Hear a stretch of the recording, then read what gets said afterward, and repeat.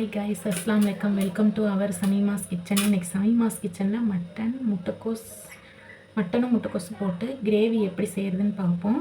வாங்க வீடியோக்குள்ளே போகலாம். அதுக்கு தேவையான பொருள் வந்து பச்சை மிளகாய், மல்லித்தலை, புதினா, கொஞ்சம் வெங்காயம், 3 தக்காளி, ஒரு முட்டைக்கோஸு, தேவையான அளவு மட்டன். இது எல்லாத்தையும் இந்த மட்டனை வந்து மிக்சியில் போட்டு நல்லா அரைச்சிக்கணும். அப்புறம் பார்ப்போம். நான் இது எல்லாமே உளிச்சிட்டு வந்ததுக்கப்புறம் ஹாய் கைஸ், நம்ம எல்லாம் அரைச்சிட்டு வந்துட்டோம். இப்போ கேஸ் ஆன் பண்ணிப்போம். கேஸ் ஆன் பண்ணிவிட்டு தேவையான அளவு ஆயில் ஊற்றிக்குவோம். ஊற்றிட்டு எண்ணெய் காஞ்சோன்னா புதினா, மல்லித்தலை, அதுக்கப்புறம் தக்காளி,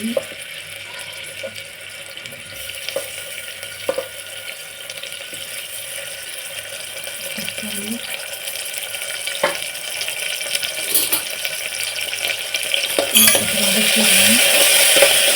வதக்கினதுக்கப்புறம்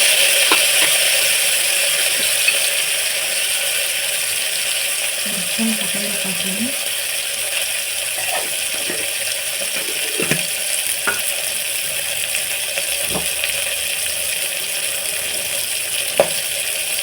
நல்ல வந்துச்சு, மிளகாய் தூள் வந்துச்சு.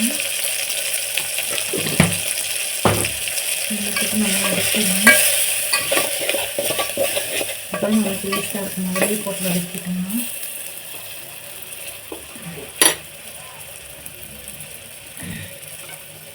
அதுக்கப்புறம் அரைச்சி வச்சிருக்க வெங்காயம்,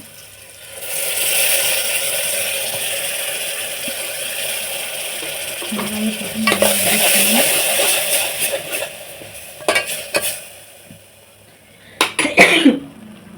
வதக்கினதுக்கப்புறம் நல்லா கறி அரைச்சி வச்சுருக்கோம், அதையே இதிலே போட்டுக்கணும். போட்டு நல்லா வதக்கிக்கணும்.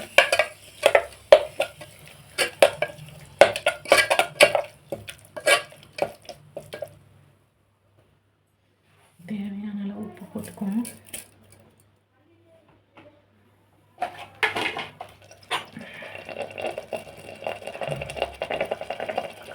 அப்புறம் ஒரு 3/4 ஸ்பூன் இஞ்சி பேஸ்ட் போட்டுக்கணும்.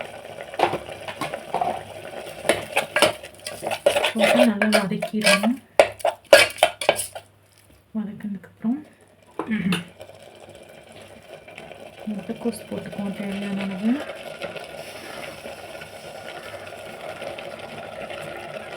நல்லா கழுவி தான் வச்சுருக்கேன். எல்லாமே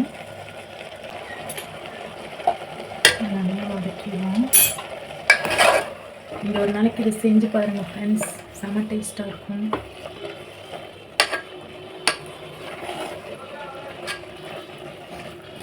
நல்லாயிருக்கும். நல்லா வதக்கணும். நல்லா ப்ரௌனிஷ் கலரில் வரணும்.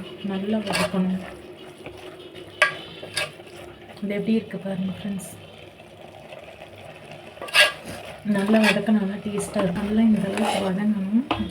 நல்லா வதங்கிடுச்சு. இனி வந்து குக்கரை ஆஃப் பண்ணி விசில் வச்சுக்கலாம்.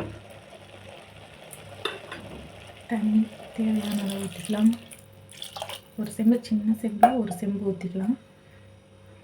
ஊற்றிட்டு நல்லா கலந்து விட்டுட்டு குக்கரை ஆஃப் பண்ணிக்குவோம். 2 விசில் வச்சுருவோம். இப்போ திறந்து பார்க்குவோம். சூப்பராக இருக்குங்க.